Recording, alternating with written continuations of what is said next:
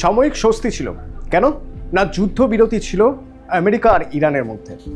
যদিও সেই যুদ্ধবিরতিতেও শান্তি আলোচনা চলছিল, অর্থাৎ বেশ কিছু বিষয় নিয়ে দুই দেশের মধ্যেই মতানৈক্য ছিল, যে মতানৈক্যগুলো মেটানোর জন্য ধীরে ধীরে একের পর এক বৈঠক হচ্ছিল। স্বস্তি ফিরেছিল বিশ্ববাজারে, কারণ যেভাবে ক্রুড অয়েলের দাম বেড়ে চলেছিল সেটা সামলানোর আর কোনো উপায় ছিল না। বরং এই সিজফায়ার হওয়ার ফলে কিছুটা হলেও বিশ্ববাজার একটু হলেও স্বস্তির মুখ দেখেছিল। কিন্তু সেই স্বস্তি আর বেশি দিন চললো কোথায়? এই ইরানে এখন আবার নতুন করে যুদ্ধের দামামা। কেন না, তার কারণ আমি যদি দেখাই, এই যে ইরানের আসল কোন জায়গাটা নিয়ে সমস্যা, সেই সমস্যার জায়গাটা হলো এইখানে, অর্থাৎ এই যে স্ট্রেট অফ হরমুজ প্রণালী। এই হরমুজ প্রণালী দিয়ে যখন নাকি জাহাজ যাচ্ছে, পণ্যবাহী জাহাজ যাচ্ছে অন্য দেশের, তখন নাকি ইরান এখান থেকে তাদের উপর হামলা চালাচ্ছে। এই অভিযোগ করে আমেরিকা নতুন করে হামলা চালানো শুরু করলো ইরানের উপর। নতুন করে কোথায় কোথায় না, ইরানের 90টি জায়গায়, একদম স্ট্র্যাটেজিক্যালি 90টি জায়গায় ইরানের মোটামুটি এই পূর্ব ইরান থেকে শুরু করে দক্ষিণ ইরান, মানে এই জায়গাটায় পুরোপুরি হামলা চালাতে শুরু করলো আমেরিকা। এই 90টি জায়গার মধ্যে তারা বলছে যে সেখানে কি রয়েছে না, সেখানে ইরানের এয়ার ডিফেন্স সিস্টেম রয়েছে, আর সেখানে ইরানের রিভলিউশনারি গার্ডের ঘাঁটি রয়েছে। তারা সেই ঘাঁটিগুলোর উপর নাকি আক্রমণ করছে। কিন্তু হিসেব করে দেখতে গেলে ইরানের যেখানে যেখানে আঘাত করলে সবচেয়ে বেশি ক্ষতি হবে সেই জায়গাগুলোয় আঘাত করছে আমেরিকা। কারণ ডোনাল্ড ট্রাম্প বলেই দিয়েছেন যে এদের সঙ্গে শান্তি চুক্তি করা যায় না। ইরান সম্পর্কে বলছেন যে ইরানের কাছে যদি কোনো পরমাণু শক্তি থেকেও থাকে, কোনো পরমাণু অস্ত্র থেকেও থাকে, তাহলে তারা ডাহা মিথ্যে কথা বলছে, আমেরিকা যা করার করবে। তো 2 রাত ধরে টানা হামলা চালানো হয়েছে এই জায়গায়। এবার এইখানে হামলা চলছে, তার জন্য পুরো বিশ্বে অশান্তি। কিন্তু কপালে চিন্তার ভাঁজ ভারতের সবচেয়ে বেশি। তার কারণ এই জায়গার মধ্যে থেকে একটা জায়গা হলো এইখানে চাবাহার পোর্ট। এই চাবাহার পোর্ট কেন গুরুত্বপূর্ণ? তার কারণ এই চাবাহার পোর্ট 2003 থেকে ইরানের সঙ্গে ভারতের যে বন্ধুত্বপূর্ণ সম্পর্ক, সেই সম্পর্কের সিম্বল হিসেবে রয়ে গেছে। এই চাবাহার পোর্ট তৈরি করেছে বলতে গেলে ভারত, এবং চাবাহার পোর্টের যাবতীয় টেক সাপোর্ট ভারত দিয়ে এসেছে 2003 থেকে। এবং প্রতিবার বাজেটে প্রচুর টাকা ইনভেস্ট করা হয় এই চাবাহার পোর্টের জন্য। কেন করে? ভারতের কি ইরানের একটা পোর্ট, সেই পোর্টে টাকা দিয়ে ভারতের কী লাভ হয়? খুব সহজ হিসেব, কৌশলগত দিক থেকে এই চাবাহার ভারতের জন্য খুব গুরুত্বপূর্ণ। এইখানে হলো এই চাবাহার। এবার একটু হিসেব করে আপনাদের দেখাই, এই চাবাহার যদি ভারতের হাতে থাকে তাহলে সুবিধা কি কি হতে পারে। প্রথমত, চাবাহার যদি ভারতের হাতে থাকে তাহলে এদিকে অর্থাৎ আরব দেশগুলো এবং ইউরোপে যদি বাণিজ্য করতে হয়, স্থলপথে পাকিস্তানের উপর দিয়ে যাওয়ার কোনো প্রয়োজন পড়বে না। একেবারে গুজরাট বন্দর থেকে এখান থেকে সরাসরি চাবাহার, এবং এই চাবাহারে এখানে তাদের মালপত্র সব কিছু রেখে, পণ্য রেখে এখান থেকে তারা যেতে পারবে। ভারত এখান থেকে চলে যেতে পারবে এখানে, আরব কান্ট্রিগুলোয় এখান থেকে চলে যেতে পারবে এখানে, অর্থাৎ ইউরোপের দেশগুলোয় কোনো সমস্যা হবে না।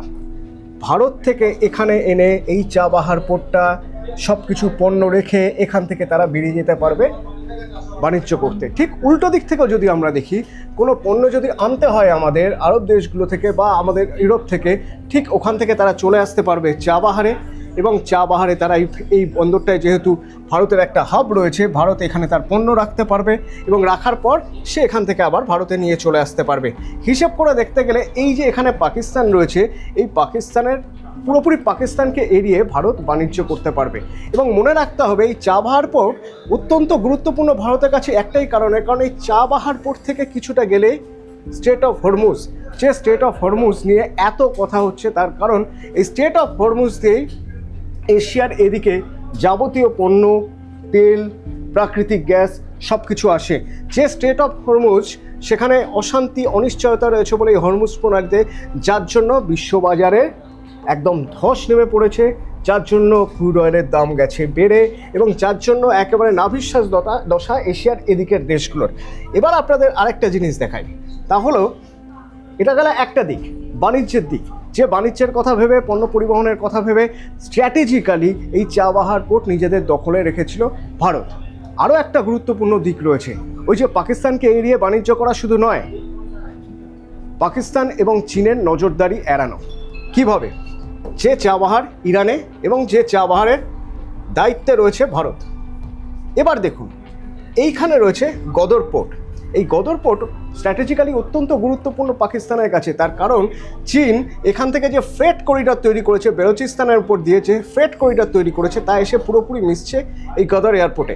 এই গদর এয়ারপোর্টের দখল নিয়ে বসে রয়েছে চীন পাকিস্তানকে প্রচুর পয়সা দিয়ে। কেন না, এখান থেকে সরাসরি এরা ভারতের উপর নজরদারি করতে পারবে বলে। আর খোদার উপর যদি খোদা থাকে কেউ, তাহলে কে? চাবাহার।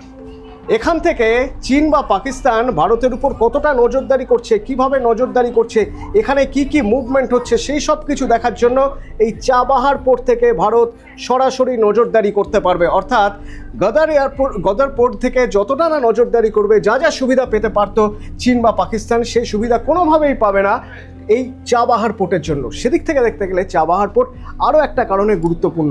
তো এখন এই চাবাহার পোর্ট কোনো মতেই ভারতের হাতে যাতে না থাকে, তা চাইছিল আমেরিকা। সেজন্য ইরানের সঙ্গে যখন যুদ্ধ হচ্ছিল, স্পষ্ট বলে দেওয়া হয়েছিল যে চাবাহারে ভারতের আর নতুন কোনো অ্যাক্টিভিটি আমেরিকা বরদাস্ত করবে না। কিন্তু ওখানে প্রচুর টাকার ইনভেস্টমেন্ট রয়েছে, কৌশলগত দিক থেকে ভারতের কাছে অত্যন্ত গুরুত্বপূর্ণ জায়গা চাবাহার। আমেরিকার কথায় ছেড়ে দেওয়া যাবে? এদিকে আবার দেখা যাচ্ছে আমেরিকার কথা যদি না শোনা হয়, তাহলে আমেরিকা যে পরিমাণ অর্থনৈতিক চাপ তৈরি করবে, আন্তর্জাতিক মহলে যে চাপ তৈরি করবে, সেটা সামলানোর ধাক্কা ভারত কেন কোনো দেশেরই নেই সেভাবে।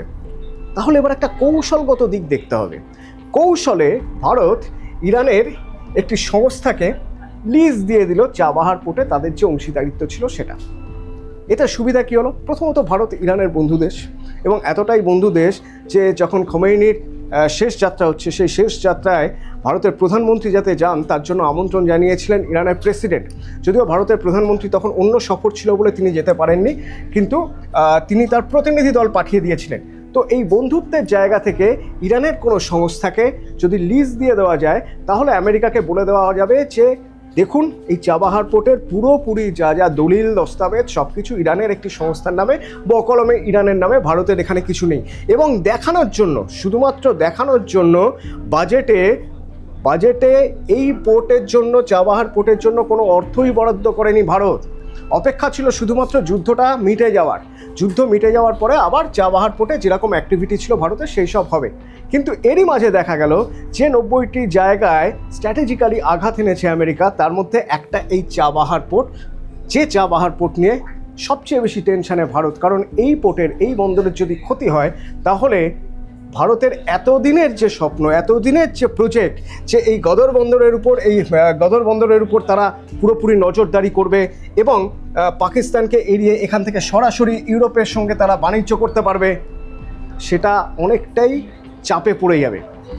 তো নয়াদিল্লি নজরে রাখছে চাবাহার পোর্টের কী অবস্থা, চাবাহার পোর্টের কতটা ক্ষয়ক্ষতি হয়েছে, আদৌ ক্ষয়ক্ষতি হয়েছে কিনা, এবং সেটা কীভাবে সিকিউর করা যায়, আরও বেশি নিরাপত্তা বেষ্টনীতে রাখা যায়। ইরানের সঙ্গে যোগাযোগ রাখছে। পাশাপাশি ভারতের অবস্থান যদি বলতে হয়, তাহলে যুদ্ধের ক্ষেত্রে ভারতের অবস্থান একটাই, বরাবরই। ভারত যুদ্ধের পক্ষে নয়, শান্তির পক্ষে, কিন্তু সন্ত্রাসের বিপক্ষে। সেই জায়গা থেকে ভারতের আমেরিকার সঙ্গেও সম্পর্ক ভালো, ইরানের সঙ্গেও সম্পর্ক ভালো। এই ভালো সম্পর্ক রেখেই চাবাহার পোর্ট তাকে সুরক্ষিত রাখতে চাইছে ভারত।